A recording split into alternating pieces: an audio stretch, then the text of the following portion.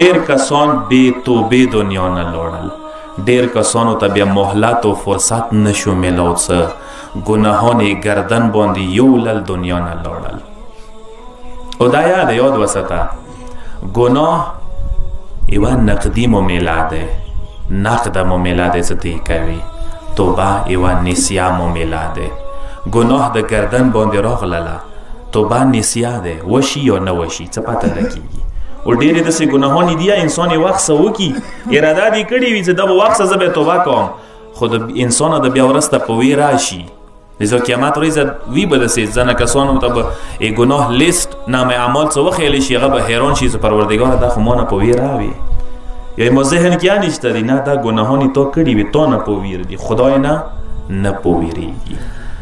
یقینا انسان کسا اکثر څه مو شیطان دوکه کوي، اندغې طریقې سره مو دوکه کوي، څه اوس خیر دی ګناه ته وکړه، اوس خیر دی ته ګناه طرف ته ویر شه، بیا به ته دوباره ځان صفا کړي. فرق کوي یو شی څه اول نه صفا سوتره پاتې شي، یو شی څه اول ګنده شي بیا یې صفا کړي، دغه دوو منځه ډېر فرق دی. مثلا یو لوښی وي که نه مات شي، ډېر قیمتي شی وي څه ته بیا جوړ کړي، یوه شیشه ده، یوه اینا ده، هغه ماته شوي ده، تا بیا شنشنټۍ په څه جوړه کړې ده.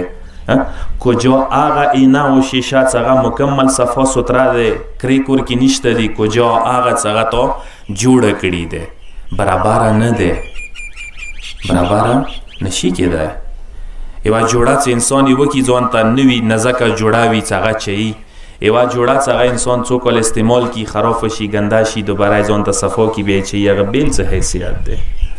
اکثر د مثاله ورکوم، مثلا انسان ته څه صفا سوتره خوراک کېږدولی شي، هغه یو خیل ته تابې څه خوري، یو خوراک څه هغه انسان مثلا خراب شي. مثال یې درکوم، ساده مثال، تا ته مثلا چای ایښي دي، خو تا په مخکې چایو کې یو مثلا مچ یا چای لوېدلی و، هغه یې وناسته کو، مجبور دی بله پیاله شته وی نه هغه ته چیکي، تابې څه یې چیکي نه، ډېرې بېګاړې تابې څه یې چیکي. همداسې یو بنده یا دی چې هغه صفا سوتره دی اول نه، هغه خدای سره یو څه حیثیت لري. یو بنده چې هغه ځان الوده کی، ګناهګار کی، هغه دوباره غواړي ځان صفا کی، پروردګار سره هغه حیثیت بل څه دی. ٹھیک دی؟ لا تقنطوا من رحمت الله، خدای نه هیڅ کله ناامیده مه کیږئ، هغه همیشه دپاره بندګانو ګناه توبه قبلوي، ګناه درته معاف کوی شي، خو فرق کوي چې انسان الوده نشي، یو دا چې انسان الوده شي بیا ځان صفا کړي، دا ډېر فرق کوي. ځکه دی اوس ساده مثال در کوم، کسه انسان یو ملګری وي اول نه دسه صفا سوتره پاتې شوی وي، دوکه دسه ونه کي، فراډ دسه ونه کي، همیشه دپاره تا په خمارې راځي، تنګ دستۍ کې، تکلیف کې، زحمتو کې، هر چېرته کله ورته غږ وکړي حاضر وي درته، عمر بر تاسو مخلص پاتې شوی دی.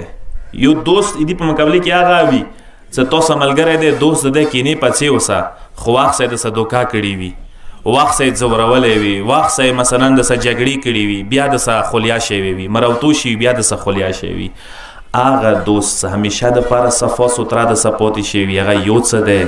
هغه ملګری چې هغه تاسو مثال دوکې شوکې وکړي، جګړې دسه وکړي، بیا دسه خولیا شي، هغه بیل څه حیثیت دی.